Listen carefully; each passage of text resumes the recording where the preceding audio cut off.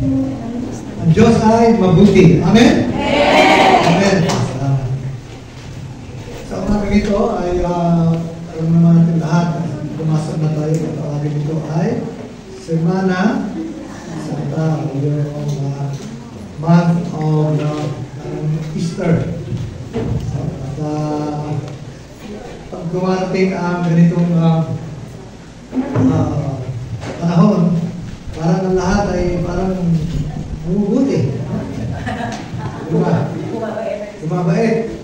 Kasi anya magbigyan yung ating pinakatamahal na araw, magbigyan yung tinatawag natin na mga magtitipong ng mga simbahan, yung mga Easter camp, family camp, church camp. At para bang ang lahat ay maging pagdating na ng week na yun, parang lahat ay bumubuti, bumabait. No? Pero paano po ba talaga ang natural na buhay ng isang Kristiyano? Hindi lang yung may season na pagdating ng ganito ay nakait. Pagkatapos na nito ay lahat ay masaya na.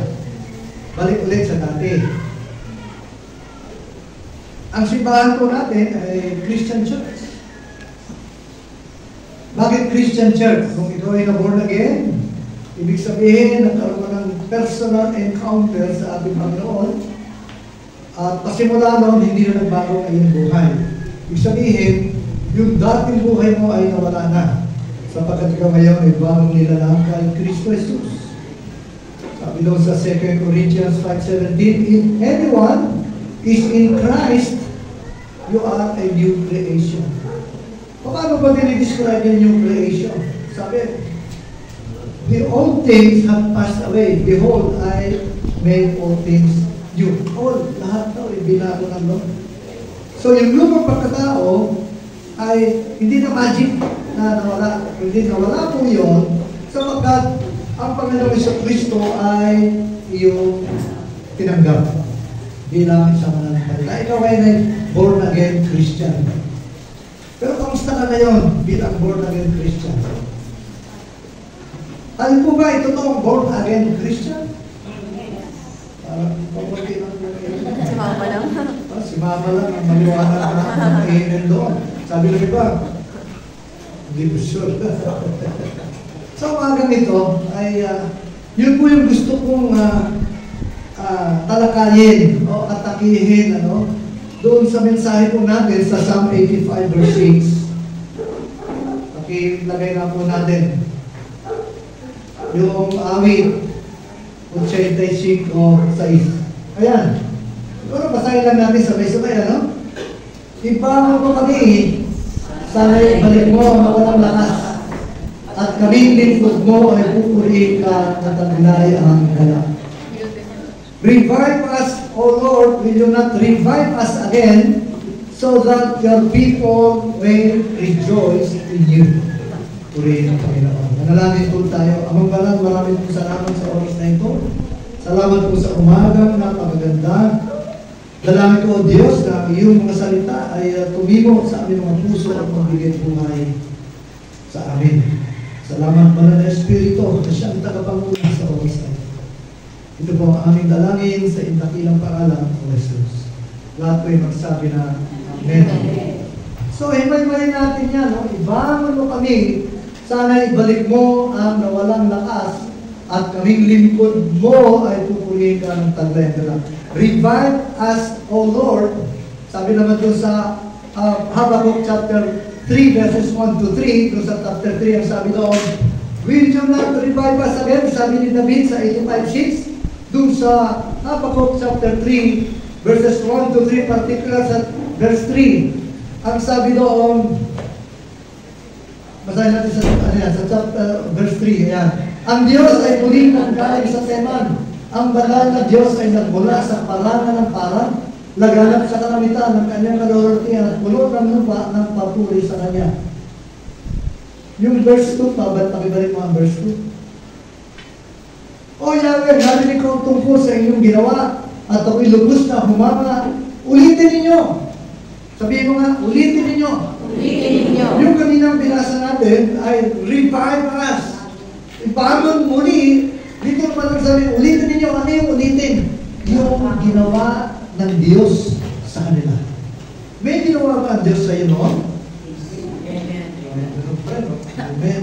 Parang hindi pa rin sigurado. I believe may ginawa sa iyo ang Diyos. Amen. Amen. Amen.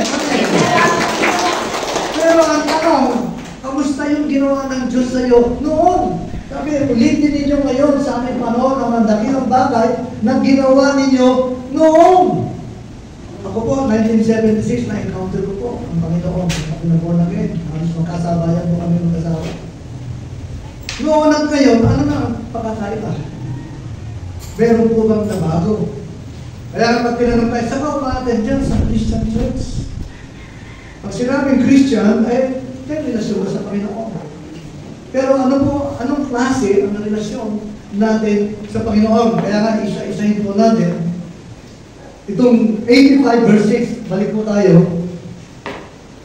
Sa English, ang sabi, revive us again, so that your people may rejoice in you. Ibangon mo kami, sana'y ibalik mo na walang lakas at kaming lingkod mo ay pupurihin ka. Sabi sa English, revive.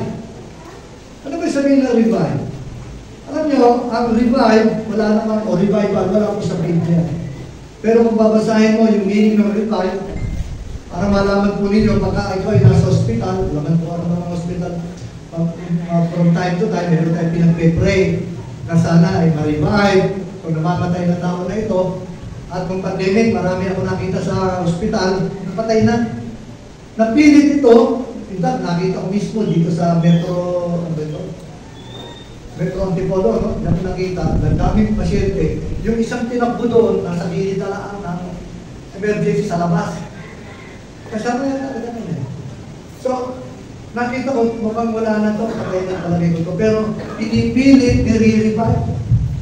Pinipilit, binubuhay ito. Lahat na ng tawag ba doon sa ginaganyan, o minsan mayroong makakupang na ano talaga. Bakit? Kasi patay. Physically patay, pero tayo spiritually naman patay. Physically, nandirito ka, pero spiritually patay. Kaya anong ibig sabihin ng Panginoon? Buhay mo kami! Ibangon mo kami! Patay, babangon ka eh. Nandirito ka, pero ang iyong spirito, patay.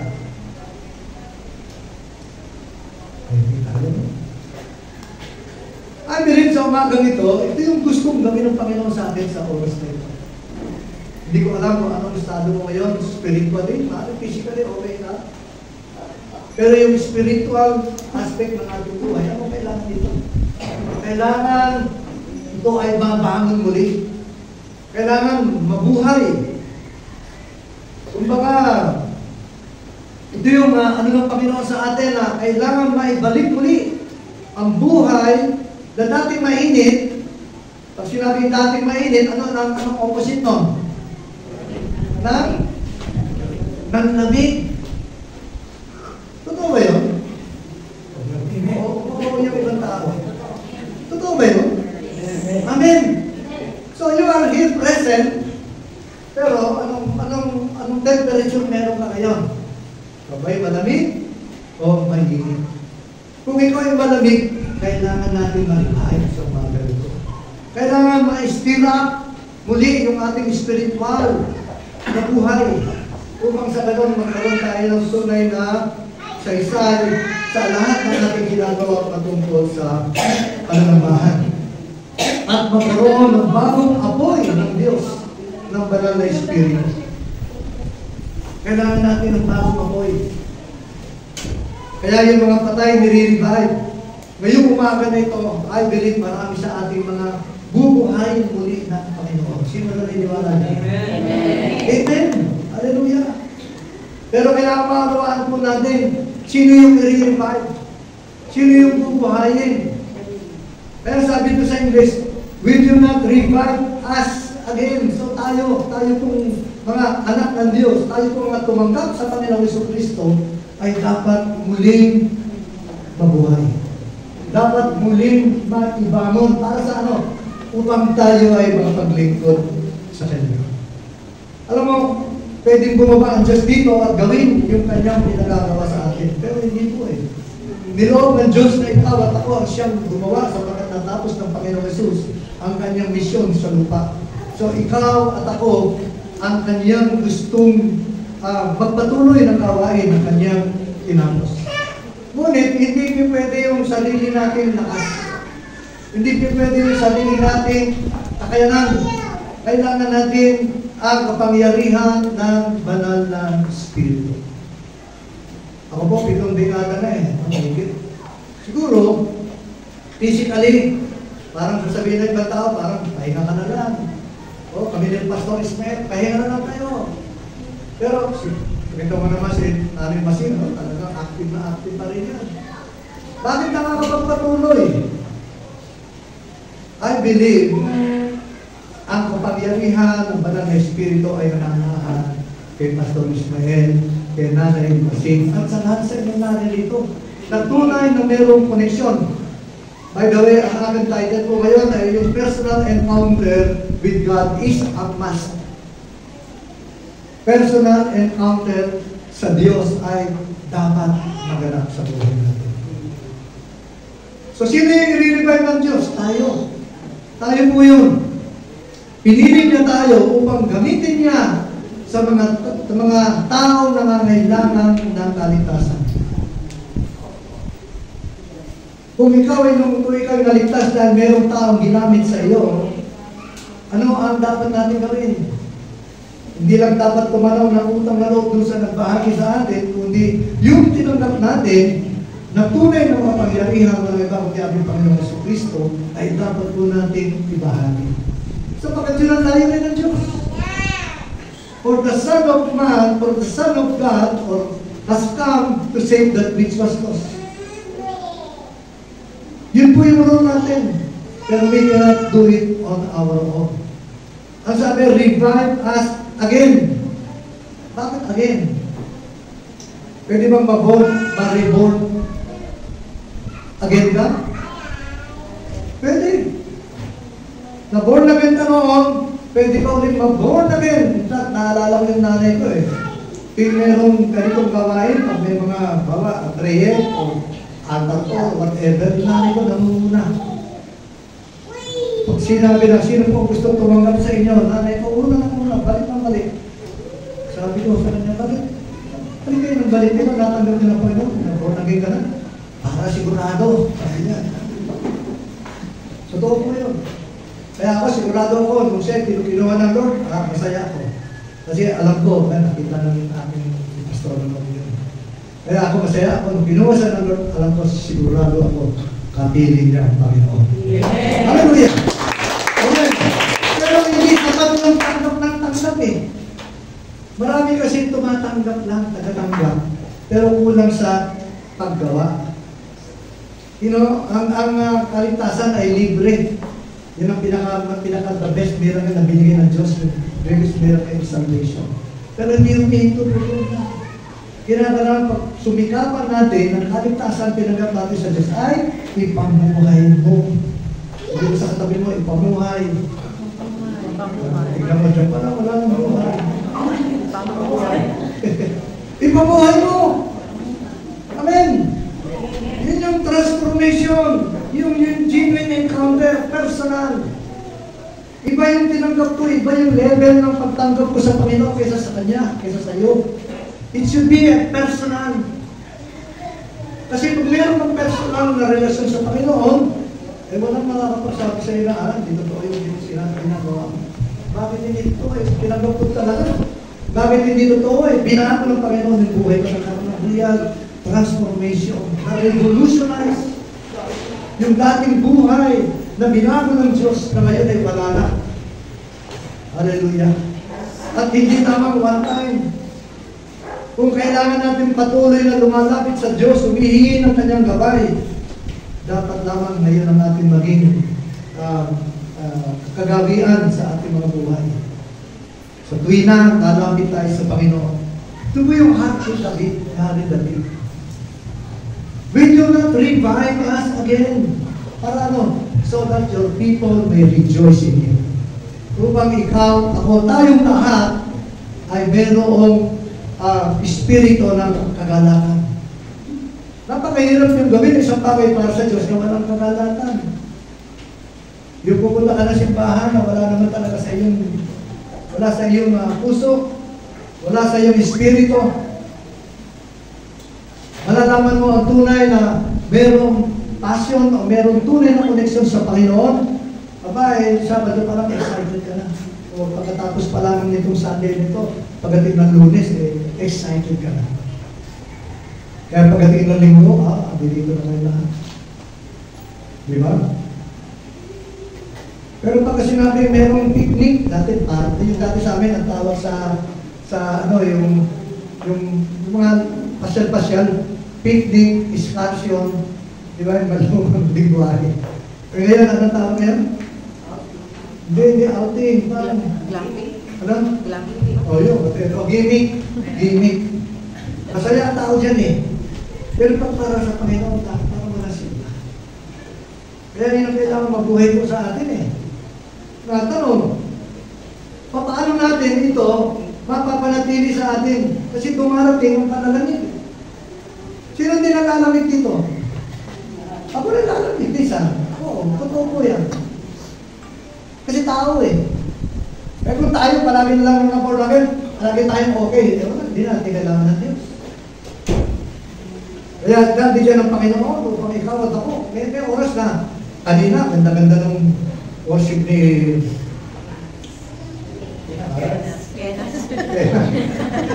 kasi dito ako sa mga pangalan nito. Talaga yung pagsabi niya, kaliwa, tayo doon, pupunta doon. Pagkalang, pupunta doon. Kasi sabi niya, pag sinabi mo kanan, siyempre, kanan dito, di ba? Doon tayo pupunta. Pero pasilin mo, ba't nakagawa niya yun? Kasi nandoon yung galak, nandoon yung Espiritu ng Diyos. Di ba, napakahirap gawin yun eh. Yung susunod ka lang kung sinabi niya, punta sa kaliwa, kasabi mo lang. Wala. Pero kung alam mo, ito ay buhay. Revive ka. Aba, ako. Dati nga, usok-usok pa yung mga isa pa lang. Umiikot na yung mga tao dyan. Oh, I love you with the love of the Lord. Diba? Ikutan nyo, walang tigil. Kung mga ilang minuto, kwentuhan ka doon, meron pang katawa siya. Pero may saya. May saya. So, nalalamig po tayo, natural po yan. Kaya nararapat lamang ang paalala na nangyari gamit sa atin na kailangan maibalik, maiba mo na sigla, higit sa lahat sa paglilingkod sa Kanya sa ating mga buhay. Tatlong bagay lang gusto kong i-share sa inyo, may lang po ito. Ano po ang goal natin? Bilang isama na ng palataya, ano po yung dapat gawin natin? Alam naman natin, no, ang pananampalataya, by hearing and hearing by the Word of God. So, napanaralan na po natin yan sa sarili. Palatandaan na kailangan natin ng revival. Kailangan mo ba ang revival? Tanungin mo sarili mo, anong palatandaan? Ang palatandaan, number one, na ikaw ay nanlalamig, ay kung kailangan mo salita ng Panginoon. God's Word is very, very important. Sabi sa 119, 105, 130, hindi na natin pupuntahan, babasahin ko na lang for the sake of time. Palagi natin nakikita ito, the Word is a lamp unto my feet and a light unto my path. Ito yung entrance ng salita ng Diyos na nagbibigay liwanag at nagbibigay ng kaunawaan. Simple as that. Kapag ikaw ay isang mananampalataya, isang born-again Christian, na nawala yung passion mo, nawala yung love mo for the Word, so kailangan mo ng libay. Kailangan mo libay. Ikaw ay hindi lang nanlamig, kundi unti-unting namamatay yung pagmamahal mo sa ating Panginoon. I always say this, nung ako'y nasa Amerika, pag nagpapadala ng love letter ang ating esposa ngayon, kahit nabasa ko na ito, paulit-ulit na binabasa. At nakapagbibigay sigla. Nakapagbibigay lakas, lalo't malayo ka. Eh lalo na may dito sa ating panahon na kung mas malalagyan ang iyong physical na kaisipan, maging iyong espiritu ng mga bagay ng mga mundo. Sa sa pang-araw-araw natin mga buhay na makatapos mo yan sa iyong Facebook, sa iyong mga TikTok o ano pa ba, yung mga ano na yan. Ang dami natin madadaanan dyan. Pero pansinin mo, ang oras na ginugugol mo sa paghawak ng iyong cellphone o gadget kaysa sa paghawak ng salita ng Diyos. Diba? Ilang oras na mayroong panahon na magbasa ng mga mensahe ng iba, hindi naman sa'yo. At may dalawa na apektuhan mo pa kasi hindi naman salita ng Diyos. Pero ang salita ng Diyos, kung pinasa mo, ano sabi? Magiging ilaw, lampara ng iyong mga paa at iyong mga daraan. Kung bakit nagbibigay kahit sa atin. Kaya nga ito makikita, kailangan mo ng revival sa personal na buhay mo, hindi sa congregational revival, kapag nawala na yung love mo sa salita ng Panginoon. Ibig sabihin, dapat ang Word of God will be a part of your life. Meron kang morning devotion, yung quiet time na tinatawag. No? Hindi tayo nabubuhay lamang sa tinapay. Ang sabi, man shall not live by bread alone, but by every word. Sa Matthew 4:4. So napakahalaga po niya ng salita ng Panginoon. Na mahirap magbasa ng salita ng Diyos kung wala kang Espiritu ng Panginoon. Subukan mo magbasa na punong-puno ka ng problema, punong-puno ka ng mga bagay, ng mga mundong bagay, binabasa mo lang sa mata pero hindi nagre-register sa puso. Kaya later on, isasara mo na ang Bible at hindi mo naunawaan. Kinakailangan naunawaan po natin ang salita ng Panginoon upang ikaw at ako ay ma-stir up. Gusto mo bang ma-stir up? Do you want your spirit stirred? Ibig sabihin, gusto mo bang ito ay mabuhay? Bumalik ka sa salita ng Diyos. Magbasa ka. Every day, daily. Huwag mong bigyan ng oras. Talagang bigyan mo ito ng panahon upang ikaw ay mabalik muli. Yung init na nawala, yung pananamlay spiritual upang ikaw ay muling makapaglingkod sa Kanya. So, yung Word of God is very important. Number 2, worship. Alam natin nga na ang core function ng simbahan ay worship, instruction, fellowship, evangelism. No, napag-aralan na natin yan sa School of Workers. Bakit mahalaga yung worship? Kagaya kanina, nag-worship tayo. Huwag natin panoorin yung nag-worship. Ikaw mismo, personal na eh. Yung born again, personal encounter. Worship, personal encounter sa presence of God. Kasi ang worship, ito yung pamamaraan ng Diyos upang ang kanyang presensya ay mula. Amen? Parang nasa lamang kapag ng presence of God, inahanda ng Diyos ang salita niya upang maunawaan po natin. Kaya hindi tayo basta na nagsising along na binabasa lang natin dito. Talagang tayo mag-worship ka. Pag mangyayari lamang yun, baka ikaw ay puno ng kapangyarihan ng Panginoon. Siguro, hindi nakagawa na Henas yung kanyang sayaw. No? Yung mga patalot-talunan, ang kanyang gano'n. Kailangan niya ng ignition. No, hindi arte yun eh. Kailangan niya ng fire. Yun. Kailangan ng fire ang bawat isa. Amen? Amen. Ayun, kailangan. Hindi lang kami nadirito. Nakaupo, nakinig. Same person na pumasok, same person you will go out, natin lahat. Every gathering sa Panginoon, every time we gather such as this, when you come into His presence, especially in worship, you will never be the same again. Meron kakaiba, merong magandang nangyayari sa inyo. Sabi sa Psalm 102, worship the Lord with gladness, come before Him in joyful song. Kaya nga doon sa 85:6, sinasabi ito, upang tayo ay maibangon muli at magpapagpuri tayo na mayroong kagalakan. Psalms 22:3, ang sabi doon, Thou art holy, O thou that inhabited the praises of Israel. Ang Diyos thou ay pumapasok sa iyong katauhan o sa isang lugar, nananahan kapag ang papuri mo ay sapat, tunay na nakakaabot sa kanyang kaharian. Amen? Yun ang goal natin. Every time we worship, even yung mga worship team dito, hindi lang sila dito tumatayo upang mag-worship. We are not performing or entertaining people. We are here to really worship the King of Kings and the Lord of Lords. Amen? Amen. Siya yung pinaparangalan, siya yung pinupuri, kaya pinakahandaan. Hindi lamang ng worship team ang nagahanda, kundi tayo na pupunta sa simbahan, naghahanda na tayo upang magpuri sa Diyos. Pupunta ako sa simbahan, pupunta ako dito upang ihanda ang aking sarili upang purihin ang ating Diyos. Amen. Ito lang doon. Hindi ka nandito dahil inimbita ka, okay, take ka, na-invite ka. Pero you are here to really worship our God. And when we do so, God will inhabit, God will dwell. Manangahan sa iyo ang presensya ng Diyos. Manangahan ang presensya ng Diyos sa ating simbahan. Kaya napakahalaga po niya, ito ang indikasyon na kailangan natin ng revival sa ating personal na buhay.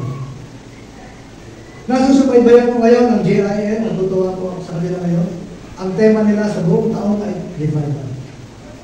Nothing else. Meron silang revival sa Word of God, may revival sila sa worship, may revival sa prayer, may revival sa mga bawat sangay, bawat ministry ng simbahan. Kasi ito yung kailangan. It is a must.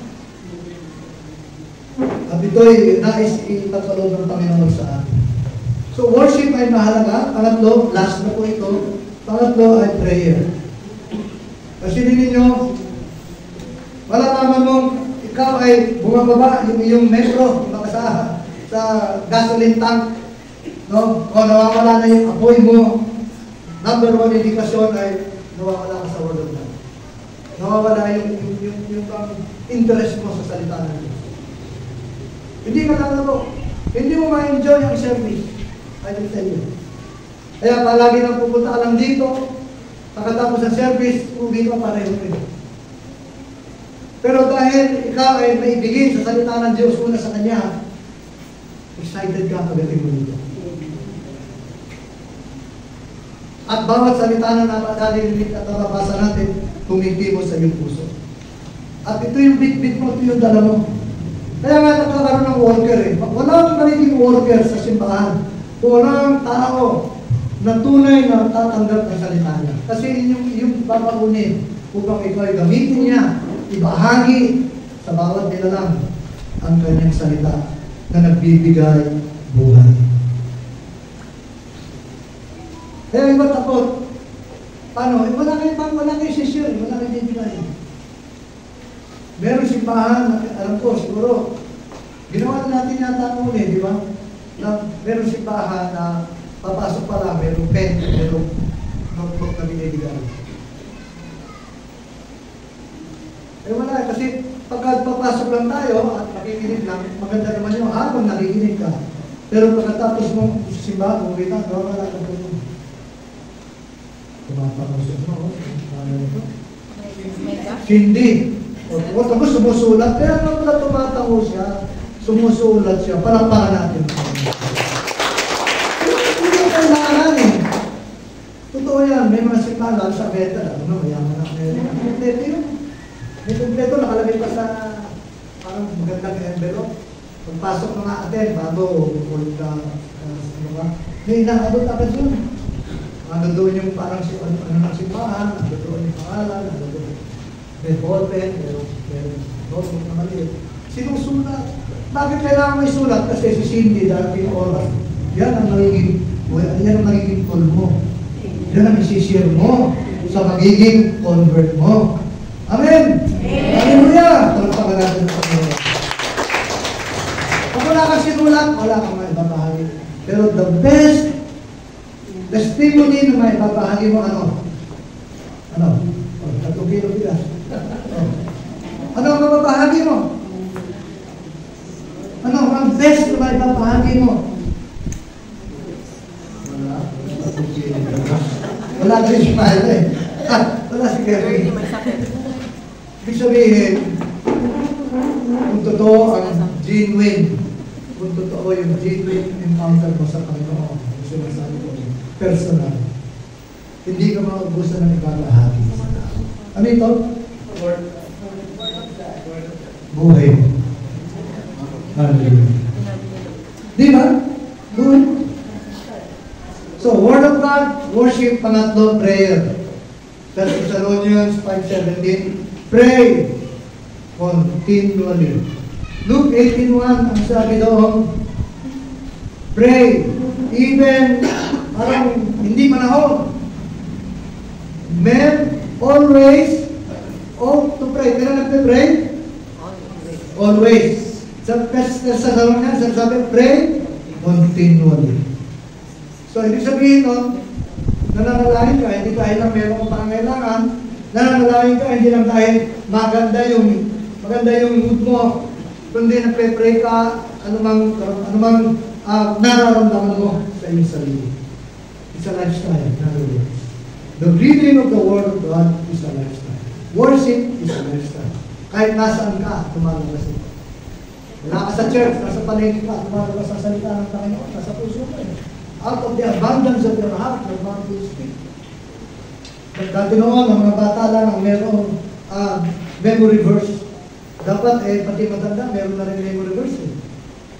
Natanda ako nung kami noon, meron kaming challenge. Kabisaduhin ng isang chapter. Tanda mo yun? Nung kami, sabi ko, kaya mo pa kaya ito? Tanda ako na siguro, mga 16 na ako na, 50 siguro. Parang hindi ko na kaya. Na-assign pa sa akin, mahaba ako. Acts yata yun na 47 verses. Sabi ko, no, hindi ko na makakabisado ito. Pero dahil yun yung decision ko, passion ko. Punta ako doon sa, ano ba yun? Yung lunsod na kabataan. Parang ano doon, part ako doon. Alas 7 yung meeting. Yun yung aking turn na ibibigay niya. Siguro mga 4 o'clock, nandun ako. 3 to 4 nandun ako. 0. Paano ko makabisaduhin ito? Kita ko pala 47 verses. Hindi ko ito kaya. Pero ano ba, nanalangin talaga ako sa pulo. Long story, I was able to do 47 verses. Hallelujah. Hallelujah. So, panalangin ang pangahalaga. Kaya mo ang araw mo ay mapuno. Kahit na 5 seconds, 10 seconds, so, sabi ko, lifestyle eh. Kahit na naglalakad, kahit na nagdadrive, kahit na nag-aano ka. Alam mo ako, minsan meron din, sabi ko nga, hindi ka lang nalalamig. Kung minsan kumakawala yung emosyon, kumakawala yung galit, no? Lalo sa pagdadrive, di ba? Pastor Mike, ano? Biglang may gagano ng motor, biglang may gagano ng kakat sa'yo, biglang may... Oh, natatawa siya dyan. Di ba, no? Alam mo yung nandun yung... Pero dahil puno ka ng salita ng Panginoon, I'm not saying perfect po tayo, tao lang, nakagalit din po ako. May sumpong din ako. Tao lang. Real talk. Pero going back to the Word of God, going back to the presence of God, wherever you are, especially in prayer na, kahit nasaan ka. Minsan may oras na, bigla na lang may lalabas sa bibig ko na bigla ko pinipray yung tao na hindi ko na matagal na nakikita. So, sino gumagawa ano? Ako ba? Hindi. It's the presence of God. It's the Spirit of God. Kaya nga napakahalaga, yung tatlong bagay na elemento na ito, ano to, meron pa, pero gusto ko lang muna tayo na mag-dwell. How to really gauge kung ikaw ay talagang you need the power of God. Nawawala ka na sa salita ng Panginoon, which is very important. Kasi dito na nabibuild up yung ating pananampalataya. Hearing and reading the Word of God builds up your faith. Kaya napakahalaga po nito na maging bahagi ninyo. Alam ko, bibihira na may Bible ngayon, lahat nasa budget na. Ito pa, last week, inano ng Lord. Yung kakaganon mo ng cellphone, di ba bisa may mag-a-appear doon na hindi maganda eh. Kapag ikaw ay nasa tamang kapangyarihan ng Panginoon, makikita mo sa siya, pero alam ko sa akin, medyo ang Espiritu ng Panginoon. Maliwanag po ba yun? Bata, matanda, babae, lalaki, you will encounter those difficulties. So, ano dapat natin gawin? Tayo magsisisi. We need to repent. Yan sa Acts 3:19. Repent so that the times of refreshing will come. At kapag nangyari yan, then yung hopeless moment mo, God will restore everything. Yun ang panalangin ni Habakkuk. Revive thy works through the years. Make it known. In wrath, remember mercy. Sa verse 3, ang sabi, then God came. So, dumating ang kapangyarihan, ang proseso ng Panginoon sa'yo. Hingin mo sa Kanya yun. On a very personal. Personal. Kasi naniniwala ako na itong ating simbahan, sabihin natin, hindi talaga yung malalaking simbahan. Pero dito magtatayo ang Panginoon ng tunay na manggagawa ng Diyos. Naniniwala na yun? Kailangan ng manggagawa. Yes, palampakan natin. Panahon na! Para magsaya. Forget mo na ang problema. Katayan, pero ito yan. Excited ako ito. Tunay na siyenas na nagtatayo yan gagawin. At ang susunod pa ng mga pagkataan dito. Si Jared gagawin yung mga. Excited ka ba, Enas? Gagawin ka? Ha? Na magiging pastor na, isang araw, evangelist ka, propeta, kung ano pa man nasa palito ministries. Gagawin ng Panginoon. Ang mga babae yan, bata matanda lang.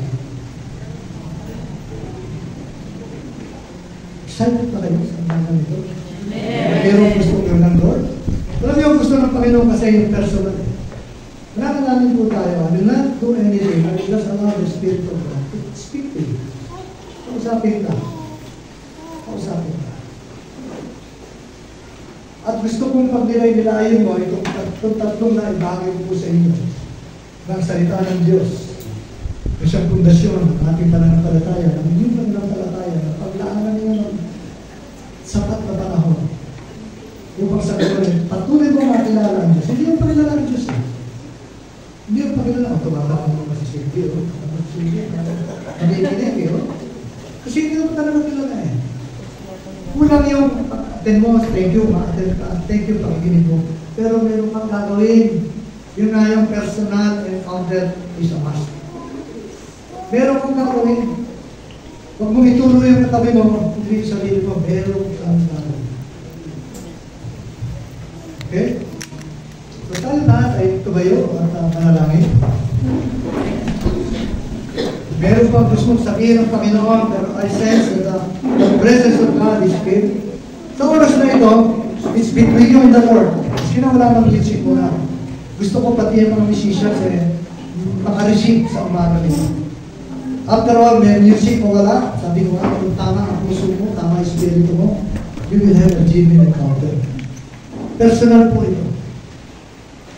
Mananalangin po ako sa bawat isa na sana nga sa oras na ito, dalangin ko na matatuan mo ang tunay na purpose mo sa mundo ito. Matatuan mo ang tunay na purpose mo sa buhay mo. Ang tunay na makita mo ang tunay na born again Christian na nagumaboy sa pag-ibig sa Diyos, sa kanyang mga salita, sa kanyang presensya, sa pagpupuli sa kanya, at sa panalangin. Panginoon, maraming salamat po sa oras na ito. Habang lahat na kayo po, banal na Espiritu, alam ko, naririto mga sinabi nito sa dalawa at tatlo. Sinabi mo rin sa iyong mga salita, na ipapadala mo, I will send you a helper, which is the promise of my Father, na tinupad niya upang ikaw, ako, tayong lahat, noong panahon ng mga disipulo na tumanggap ng kapangyarihan niya, ay naging napakapangyarihan ng mga testigo o manangaral upang ibahagi ang mabuting balita ng kaligtasan. Kaya Lord, sa oras na ito, Mangusap ka, hipuin mo ang bawat isa. Hipuin mo.